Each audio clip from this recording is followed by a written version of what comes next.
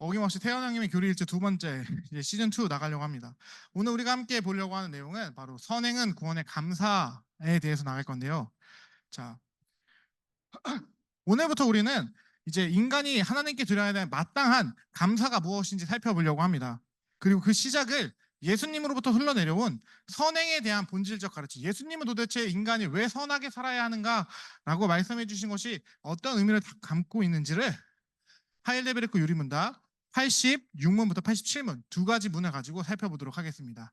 자, 오늘 함께 살펴본 86문 목사님이 읽고 우리 친구 답을 읽어볼게요. 우리의 공로가 조금도 없이 그리스도로 말미암아 오직 은혜로 우리의 죄와 비참함으로부터 구원을 받았는데 우리는 왜 또한 선행을 해야 합니까?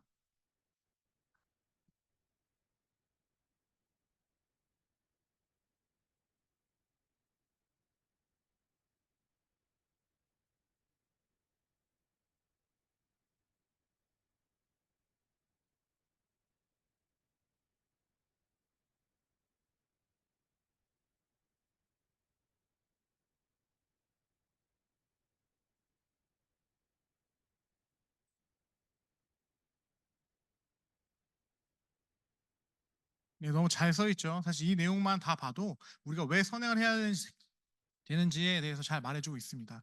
그럼 계속해서 87문 읽어보도록 하겠습니다. 감사치도 않고 회개치도 않는 삶을 계속 산다면 하나님께로 돌이키지 않는 사람에게도 구원을 얻을 수 있습니까?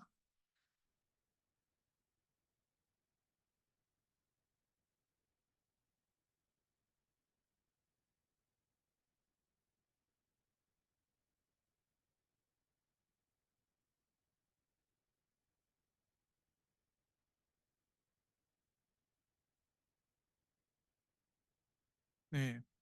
과연 어떤 사람들이 진짜 구원을 못 받는 건지, 이런 죄목을 가진 사람들이 정말 구원을 못 받는 건지 한번 살펴보도록 하겠습니다.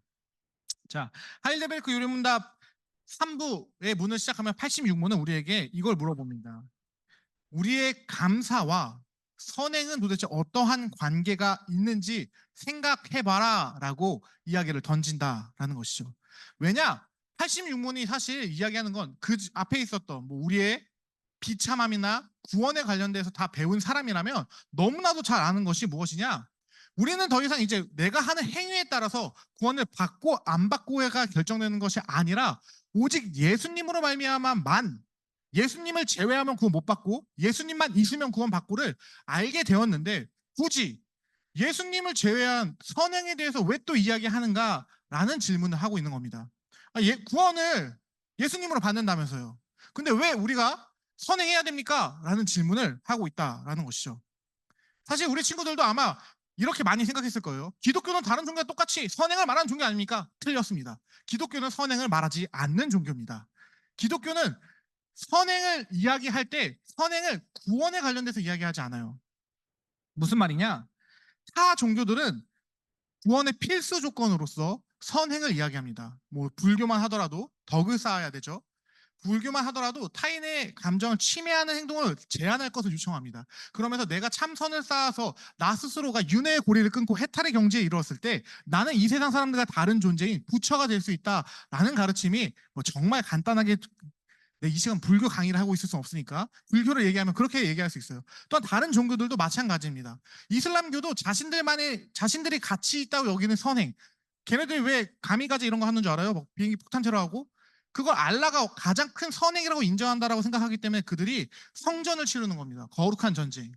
예, 그런 것처럼 모든 종교는 기본적으로 인간이 신을 감동시키기 위해서 무언가를 해야지 그것에 의해서 신이 감동함으로 말미암아 그 인간의 구원이라든지 복이라든지 이런 것을 준다라고 이야기해요. 그러면 이 말은 반대로 기독교는 그런 얘기를 한다 안 한다? 기독교는 그런 얘기를 전혀 하지 않습니다. 하나님은 인간이 뭘 하든 다 관심이 없어요. 왜냐? 우리가 뭘 하든 다 죄악 덩어리이기 때문에 그렇습니다. 하나님 앞에서는 여러분이 아무리 백날 진짜 뭐법 없이도 살 것 같다, 예수님 없으면 하나님 앞에서는 그건 죄일 뿐입니다. 인간이 만든 법 따위는 하나님에 관심이 없거든요. 왜냐? 하나님이 만든 법이 하나님에게 중요한 거지, 인간이 자신들의 머리로 고안해낸 법을 하나님이 굳이 뭐 인간의 법대로 착한 일을 하는구나, 넌 착해, 이런 얘기를 절대 안 하신다라는 거예요. 왜냐? 기본적으로 하나님은 자신의 선에 대한 개념을 가지신 분이기 때문에 인간적인 관점, 인본주의적인 관점과 인본주의적인 세계관에서 나온 어떠한 법칙과 윤리와 도덕에 의해서 판단하시는 분이 아니라 신본주의적인 관점에서 신이 만들어낸 법칙과 도덕과 윤리를 가지고 이 세상을 판단하시는 분이다라는 것을 알아야 한다는 거죠. 그리고 우리가 그거에 의하면 모든 인간은 죄인이기 때문에 그 누구도 하나님 앞에서 선을 행할 수 없는 겁니다. 우리가 아무리 착하다라고 생각하는 그 사람도 기본적인 본질적인 내면 속에 있는 그 무언가에서는 하나님의 편에서는 죄라고 여겨지는 것들을 갖고 있다라는 것이죠. 그러나 이런 인간들을 위해서 예수님이 오셔서 죽으시고 그를 구원했습니다. 그렇기 때문에 기독교는 전적으로 인간은 아무것도 하지 않았고 구원은 오직 하나님의 은혜로만 주어진 것이다라는 논리를 이야기하는 겁니다. 왜? 어차피 나는 아무것도 할 수 없거든. 내가 하는 것은 하나님 앞에서 나는 숨 쉬는 것 자체가 나의 죄를 증가시키는 일인데 이것을 이제 멈추시기 위해서 예수님께서 오셔서 나를 위해 죽으시고 나를 살리심으로 말미암아 나에게 이제는 죄악된 저주받을 존재가 아니라 예수로 말미암아 선하고 복된 존재로서 존재적인 이거 철학적인 내용인데 존재를 바꿔줬다라는 거예요. 여러분의 존재 자체를 죄인에서 의인으로 예수를 통해서 바꿔줬다라는 겁니다. 여기서 여러분이 한 거 있습니까? 한 거 있어? 내 이름이 기억 안 나. 그건 좀 자주 나와야 될 거 아니야. 아, 자 이름 뭐였지? 지원이. 지원아 어때? 너 한 거 있는 거 같아? 없지. 그렇기 때문에 우리가 아무것도 하지 않고 그냥 거저 은혜를 받았다라는 겁니다. 자, 그렇다면 이미 우리 구원 다 이루어졌는데 수빈아, 예수님으로 이미 다 끝났잖아, 그렇지? 근데 왜 우리는 선행을 해야 되냐? 라는 질문이 오늘 나오는 질문인 겁니다. 자, 여러분에게 한번 질문해 볼게요. 여러분은 기독교를 선행을 해야 되는 종교로 알고 있었던 친구 아무 생각이 없었어요? 나는 생각이 없습니다. 손 내리고 있어. 그렇구나. 너희 다 생각이 없는 애들이구나. 알겠어. 앞으로 너에게 생각하는 질문 던지지 않을게. 자, 우리가 기본적으로 보통 사람들이 기독교도 선행을 해야 된다라고 생각한다고 목사님이 계속 말합니다. 그러나 우리는 분명히 성경을 단 한 번이라도 처음부터 끝까지 읽은 사람이라면 예수님은 단 한 번도 우리에게 너희가 선행을 함으로써 구원을 이루어라 라는 가르침을 주지 않았다라는 것을 보게 된다라는 것이죠. 자, 그렇다면 우리에게 선행은 무엇이냐? 답이 아니라 답은 은혜 받은 자가 내가 받은 은혜, 그 구원의 감격이 얼마나 큰 것인지에 따라 당연스럽게 나오는 행위다라는 겁니다. 즉 선행을 통해서 구원을 이루는 것이 아니라 감사함의 반응이다라는 것이죠. 그래서 이 인간의 감사, 3부를 시작하면서 하일데베르크는 다른 걸 이야기하는 게 아니라 선행을 확실하게 찝고 넘어가는 겁니다. 너희가 착하게 살아야 하는 당위성은 구원을 받기 위해서가 아니라 너희가 진짜 예수 믿는 사람이라면 예수님처럼 살고자 하는 욕구 때문에 그 행동을 할 수밖에 없다라는 겁니다. 자, 반대로 말하면 사실 진짜 잔인한 말인데 여러분이 예수님처럼 살고 싶은 마음이 없다라는 건 여러분 예수님을 눈코만큼도 관심을 두지 않는다는 뜻이에요. 그러니 우리가 예수님께 관심을 두는 삶을 살았으면 좋겠습니다. 내가 사랑하는 예수님이 원하시는 삶을 내가 살아내고자 하는 욕망을 가져야 한다라는 겁니다. 자, 우리 친구들 중에 어린이 시절, 뭐 이제 아마 온유도 좀 더 크고 우리 혜율이도 좀 더 크면 이제 그런 시기가 올 텐데 엄마 아빠한테 인정을 받고 싶어하는 시기가 다 있어요. 너희는 다 이제 뭐 청소년기라고 목사님 저희는 그런 적이 없는데요. 뭐 이럴지도 모르겠지만 다 너희들도 그 갓난쟁이 때는 뭘 해가지고 엄마한테 칭찬받고 싶고 아빠한테 칭찬받고 싶어하는 시기가 있었습니다. 부정합니까? 부정할 수 없죠. 여러분 다 있었던 시기예요. 그게 없으면 여러분 인간이 아니라는 거예요. 여러분 동물인 거예요. 그게 없었으면. 기본적으로 인간 인정 욕구가 있기 때문에 부모로부터 이건 이제 심리학적인 건데 인정을 받고 싶어하는 그 시기가 있어야 한다라는 겁니다. 그것이 인간을 어쨌든 발전을 시키기 때문에 그게 없으면 여러분은 자연스러운 그냥 본능에 충실한 먹고 자고 싸고를 반복하는 동물 정도밖에 되지 않는다라는 거예요. 정말 엄청 공감해 주잖아. 저도 그럴 거예요. 그렇게 얘기하고 있어요. 자, 친구들 그런 겁니다. 우리가 부모에게도 인정받고 싶어서 뭐 시험 점수를 잘 본다든지 엄마 나 100점 받았어 막 이렇게 얘기한다라는 거, 뭐 받아쓰기 100점 받았어 막 어렸을 때 이런 걸 하는 이유가 부모에게 칭찬을 받고 싶어서 내가 열정을 내는 것처럼 우리가 그런 마음으로 예수님이 원하시는 삶을 살아내야 한다는 겁니다. 즉 이 삶은 그래서 자발적인 삶이 돼야 된다는 거예요. 선행은 어떠한 당위성, 뭔가 이루기 위해서 하는 것이 아니라 내가 그분을 너무 사랑하기 때문에 그분 앞에 더 나아가고 싶어하는 그 마음으로서 선행을 해야 한다라는 것을 기억해 주길 바랍니다. 자, 그래서 다른 말로 하면은 선행은 전적으로 예수님의 구원의 은혜를 아는 삶이자 행위이며 성령 하나님의 역사함이 있는 삶이자 행위다라는 것입니다. 결국 예수님의 구원이 정확히 무엇인지 그리고 그 구원의 은혜가 얼마나 크고 감격스러운 것인지를 아는 존재만 이런 삶을 살 수 있다는 거예요. 즉 성령 하나님을 쫓아 사는 삶을 살고 싶어진다라는 겁니다. 자, 그렇기 때문에 내가 예수님을 너무 사랑하니까 나를 구원해준 그 십자가가 얼마나 큰 은혜인지 내가 아니까 어떠한 삶을 살게 되는 것이냐? 성령님께서 인도해 주시는 그 삶, 바로 율법을 이루는 삶을 살아낸다라는 거예요. 그래서 하일데베르크가 이 선행에 대해서 이야기하면서 율법으로 넘어가는 것, 구원의 감사에 대해서 십계명을 이야기하고 있는 이유가 바로 여기 있는 겁니다. 여러분이 정말 예수를 사랑하고 예수로만 인해서 충만해진 사람이라면 여러분은 당연하게 이 율법을 이루는 삶을 추구할 수밖에 없다는 거예요. 내 구원 때문이 아니라 내가 예수님을 너무 사랑하기 때문에 율법을 이룬다는 것이죠. 그래서 이런 삶을 살다 보면 어떤 삶이 되는 것이냐? 바로 성령 하나님의 인도를 쫓아가는 삶이 된다라는 겁니다. 그렇기 때문에 우리는 반드시 알아야 합니다. 목사님 계속 강조하는 거 하나예요. 오늘 설교 40포인트 이것만 기억하면 돼요, 여러분. 바로 선행은 자연스러운 감사의 태도다. 여러분이 뭔가를 한다고 해서 하나님께서 김초롱 목사 오늘 뭐 이게 뭐 했네? 플러스 1점 이렇게 체크 안 한다고요. 어차피 우리의 행위는 다 가치가 없습니다. 그러나 하나님께서 그 가치 없는 것을 보시면서도 우리에게 기뻐하시는 이유는 무엇이냐? 자녀가 만약에 나중에 혜율이가 커서 내 지갑에서 막 카드를 가져갔어. 그래가지고 아빠 선물 사줘야지 하면서 막 뭔가 사갖고 왔습니다. 그거 내 돈으로 산 거예요? 걔 돈으로 산 거예요? 걔 돈으로 산 거 아니야. 내 돈으로 산 거잖아. 그렇지? 근데 나는 그 아이가 실망하지 않을 걸 원하기 때문에 감사하고 기뻐함으로 내가 그걸 받는다라는 겁니다. 부모의 마음이 그런 것처럼 하나님께서도 하나님께서 다 주셨고 하나님께서 성령님께서 인도해 나가는 것이지만 그럼에도 불구하고 그런 삶을 살아내는 것을 보시면서 기특하다. 나의 아들아, 나의 딸아 라고 하시며 기뻐하신다라는 겁니다. 상급 개념은 그런 개념이에요. 여러분이 뭔가 더 잘하고 못하고 믿음이 더 좋고 나쁘고 그거에 따라서 상급이 주어지는 게 아니라 그런 상급을 말하면 기독교는 공평한 하나님이 아니죠. 내가 계속 말하잖아요. 천국에는 줄세우기 있다고 했어요? 없다고 했어요? 줄세우기 없다고 했는데 무슨 상급이 누구는 많고 누구는 적고 이런 거 있으면 그게 기독교가 말할 일관성 있는 하나님입니까? 논리적이지 않잖아요. 논리가 파괴된 기독교는 기독교가 아닙니다. 일관성이 없는 기독교는 기독교가 아니에요. 그렇기 때문에 무엇을 말하냐? 상급 자체도 요한계시록에 마지막에 우리가 받았던 면류관마저도 면류관은 그 당시에 최고의 상급이거든요. 황제가 내리는 그 면류관마저도 예수님의 발 앞에 던집니다. 던진다는 표현이 그런 말 던진 게 아니라 이렇게 유린다는 뜻이에요. 나의 최고의 중기적인 영광마저도 주님 앞에서는 아무것도 아닙니다라고 내려놓게 된다라는 거예요. 우리가 그런 개념들을 알아야 한다는 겁니다. 우리의 삶은 그저 은혜로 이끌림을 받는 삶이다라는 것이죠. 자, 그렇다면 우리는 여기서 이제 질문을 던져야 합니다. 자, 그러면 이런 감사함이 없는 삶. 아까 하이데베르크는 여기에 대해서 이렇게 말했습니다. 구원받지 못한 것인가에 대해서 구원받지 않았다라고 말한다고 했습니다.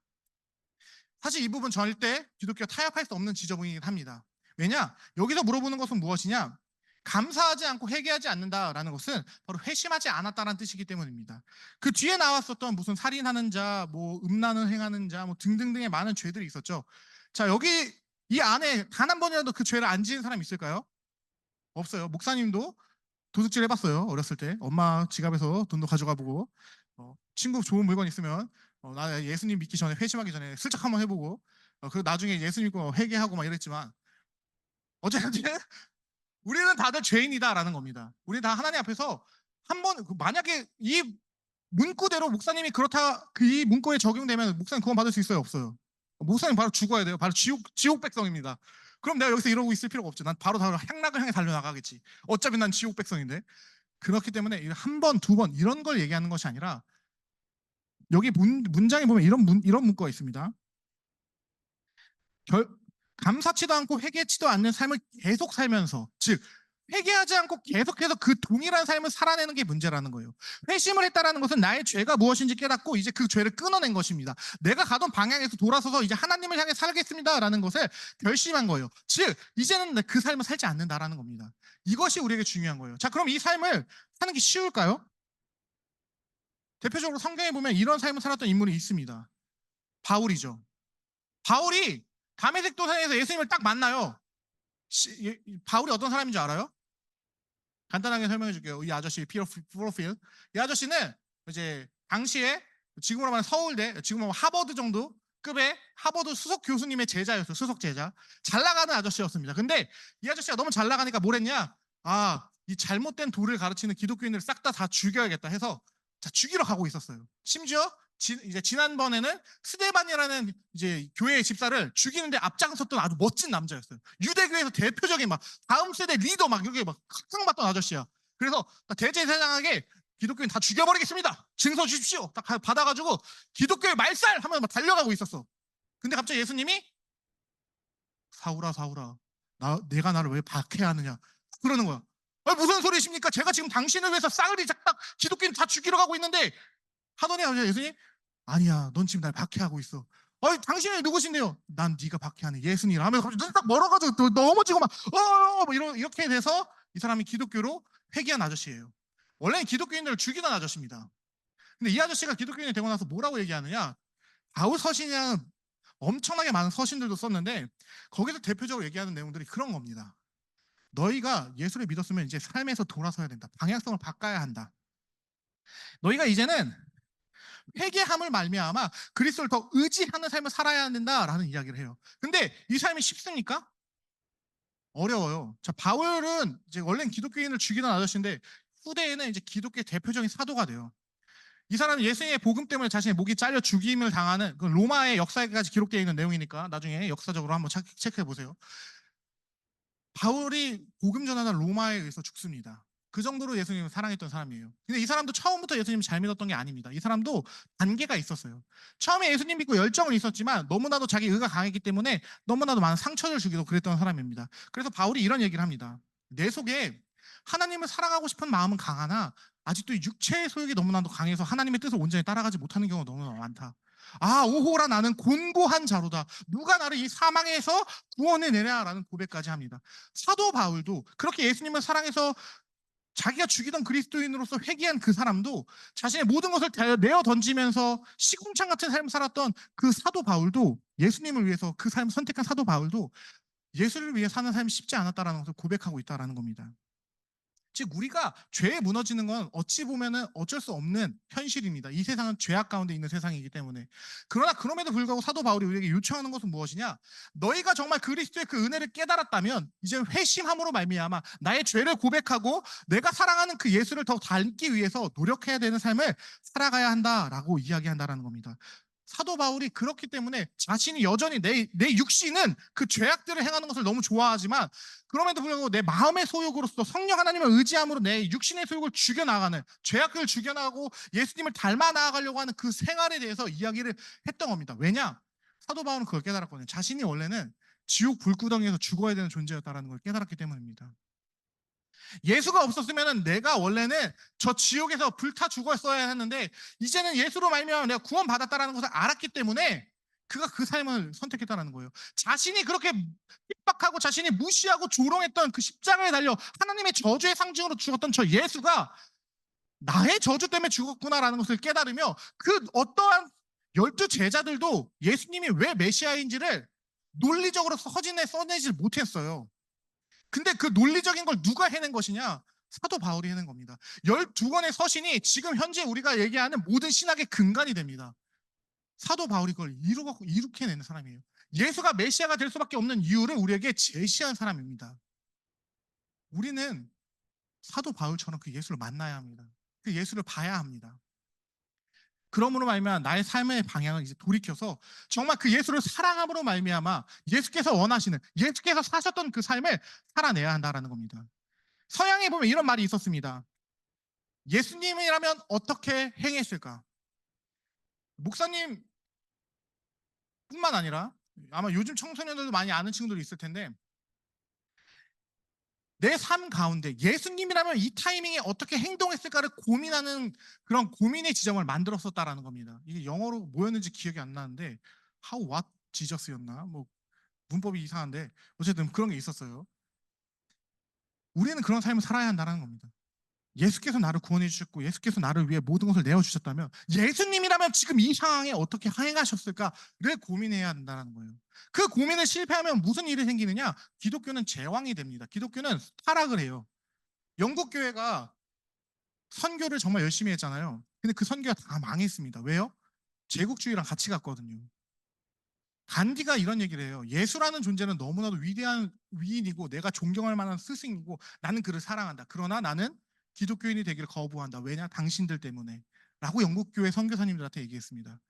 간디는 예수님을 존경했다라고 이야기합니다. 근데 간디는 예수님의 제자라고 얘기하는 영국교회 교회들을 너무나도 그들이 한 행태가 너무나도 치욕스러웠기 때문에 그 종교를 믿지 않았더라고요.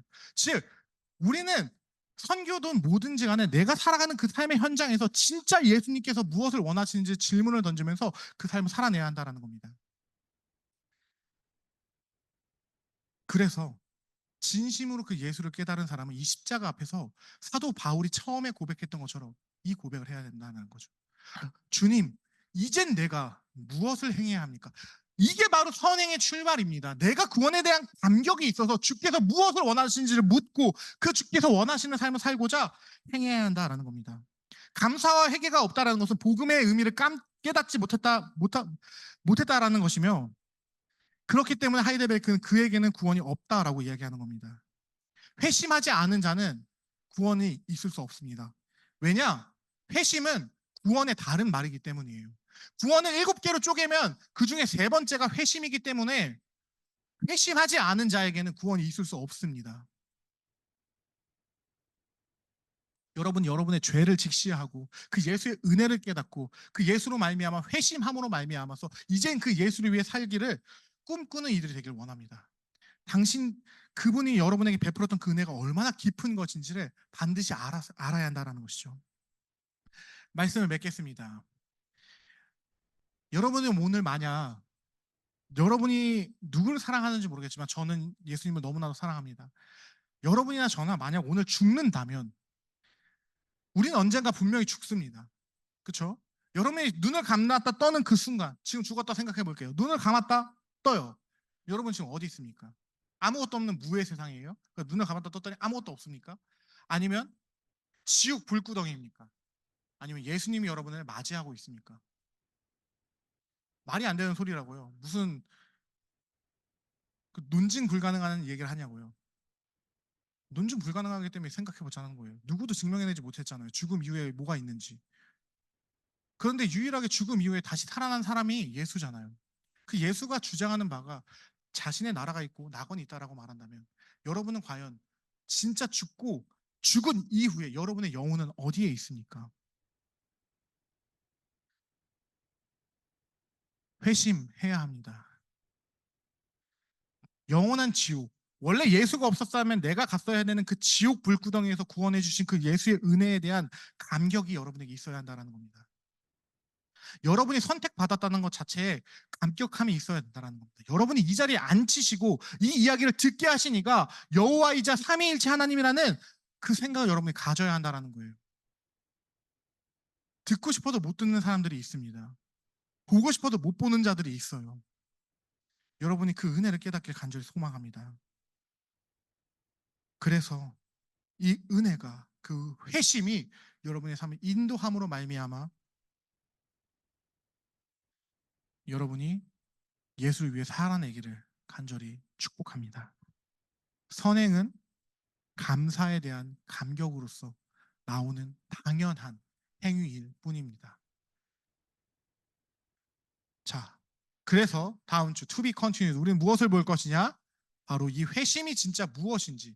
물론 작년에 살펴본 적도 한 번 있긴 하지만 다음 주에 하일레베르크를 통해서 회심이 무엇인지 한 번 더 깊게 살펴보는 시간 갖도록 하겠습니다. 이 시간 우리 함께 기도했으면 좋겠습니다. 자, 우리가 기도할 내용은 우리의 공로가 아닌 오직 예수의 공로로 구원받았음에 감격하게 해달라고 그 기도를 먼저 하시고 이 감격이 은혜가 나의 삶을 변화시켜 그리스도 예수를 닮은 선행의 삶을 살게 해달라고. 감격이 먼저입니다. 그 은혜가 무엇인지를 먼저 여러분이 깨달아야 돼요. 내 죄가 무엇인지 알아야지 그 은혜가 깨달으실 수 있는 것처럼 이 은혜가 무엇인지 깨달아야지 여러분이 선행의 삶을 살 수 있습니다. 세상 사람들 여러분이 예수 믿는 것처럼 살면 진짜 예수님이 원하는 대로 살라고 하면은 세상 사람들 여러분 다 무시할 거예요. 다 멍청이라고 할 겁니다. 그렇게 살면 안 됩니다라고 말해요. 심지어 기독교인들도 예수님이 말한 가치대로 살라고 하면은 말 안 된다라고 얘기하는 게 현재 사회입니다. 요즘 교회에서 이혼 설교 들어본 적 있어요? 너희는 뭐 거의 못 없지. 학생들 이혼 설교 할 리가 없으니까. 안타까운 건 이혼이 합법화가 되고 이혼 가정이 교회에 많아지면서 교회 가운데 이혼 설교가 사라졌습니다. 제일 무서운 게 뭔지 알아요? 동성애가 합법화되면 이제 동성애 설교가 사라질 거래요. 이게 교회입니까? 교회는 진리라면서요. 진리라가 바로 선포돼야 된다는 거예요. 사람이 불편해하는 부분을 찔러야 합니다. 예수님의 말씀은 사람들이 너무나도 불편해했던 말씀이에요. 그렇기 때문에 그들이 그 예수님의 말씀에 자신이 깨어져서 그 예수가 살아낸 대로 살고자 했습니다. 열두 사도가 왜 자신의 목숨까지 바치면서 그 복음을 왜 살아냅니까? 바보예요, 걔네들이? 죽는 거 몰라요? 죽으면 끝이라는 거 몰랐을까요? 아니요. 그들은 그 이후에 그 예수께서 약속해 주신 그 무한한 가치가 있다는 것을 알았기 때문에 예수의 공로에 의한 그 예수의 은혜에 의한 삶을 살아내기를 작정한 겁니다. 감동이 없으면 우리는 그 삶을 살 수 없다라는 거예요. 여러분이 그 감동이 있었으면 좋겠습니다. 이 시간 함께 기도하겠습니다.